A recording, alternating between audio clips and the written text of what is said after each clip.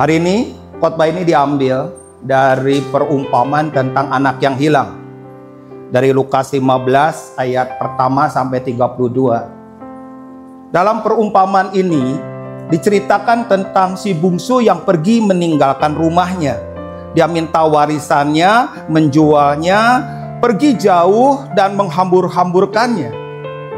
Di situ ada si sulung yang tinggal di dalam rumah. Si sulung itu taat, patuh, tinggal bertahun-tahun bersama dengan ayahnya. Tapi saya mau cerita pada hari ini. Si laki bungsu dan si sulung itu, Bapak Ibu pasti tahu. Siapa yang bercerita tentang perumpamaan ini? Yesus. Yesus yang bercerita tentang perumpamaan tentang anak yang hilang. Artinya apa? Dalam perumpamaan ini ada berapa anak? Si bungsu, ya. Si sulung, ya. Tapi ada seorang lagi yang menceritakan perumpamaan itu, yaitu Sang Putra, Yesus Kristus.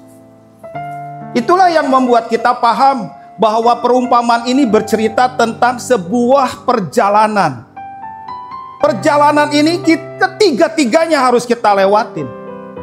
Yang pertama adalah perjalanan anugerah. Si bungsu itu pergi. Dia menghambur-hamburkan hartanya. Lalu dia menghabiskannya di meja judi, bahkan tidur dengan pelacur-pelacur. Setelah itu, dia habis semuanya, bangkrut dan kelaparan. Dia hanya bekerja di kandang babi. Dan yang lebih parah, saking laparnya, dia makan makanan babi. Itu yang membuat dia juga tahu bahwa di rumah bapaknya banyak makanan. Hamba-hamba bapaknya makan enak. Sementara dia makan makanan babi pun pemilik kandang itu tidak mengizinkannya. Dia dipecat, dia ditendang, dan dia berada di lumpur. Dan saat itu dia sadar dan dia pulang.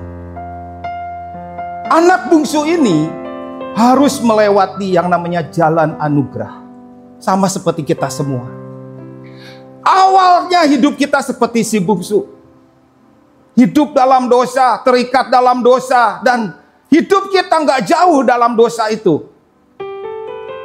Tinggal dalam kegelapan. Sampai akhirnya anugerah itu datang mengenai hidup kita. Dan kita terima keselamatan dari Tuhan.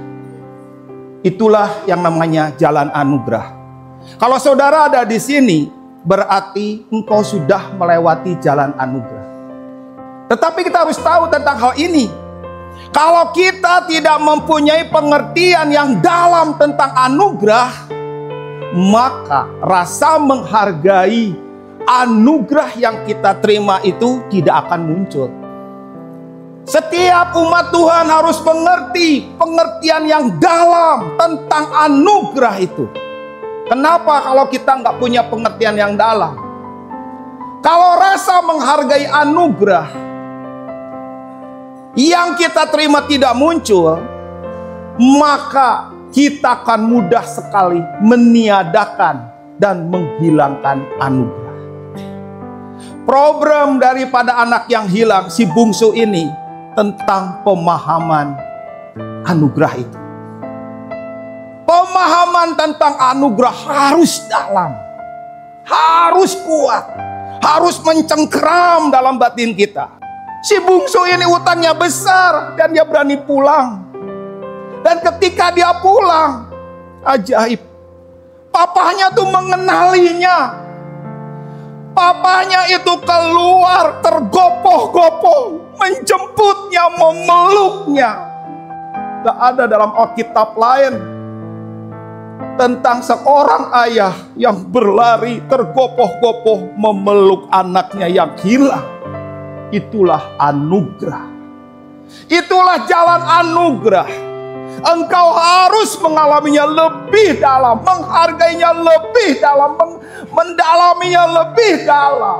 Kalau enggak, engkau mudah keserimpet, mudah terjatuh dan meninggalkan Tuhan karena sesuatu yang murah, karena pengertian anugerah enggak dalam.